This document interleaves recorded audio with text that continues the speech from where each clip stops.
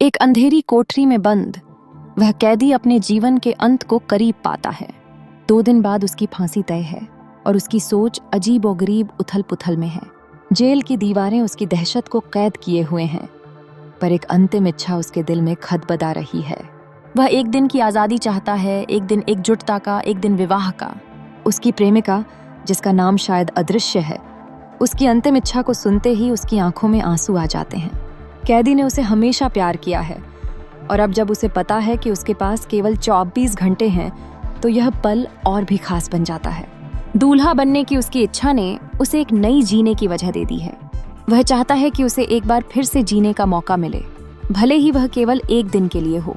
Jail के काले दरवाजों के उद्घाटन के साथ वह एक बंधन में बंधने के अवसर का स्वागत करता है।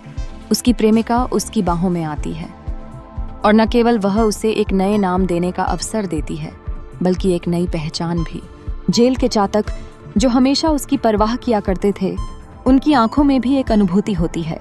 यह केवल एक कैदी का विवाह नहीं है, बल्कि उससे जुड़ी सभी परंपराओं और आस्थाओं का उत्सव है। उन्हें एक साथ एक छोटी सी जगह मिली है जहां वे अपने प्यार का जश्न मनाते हैं।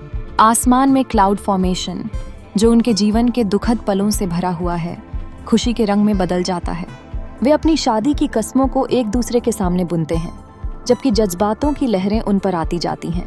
एक अंतिम सूक्ष्म पल को जीते हुए वे अपने संबंधों को फिर से जीवंत कर देते हैं।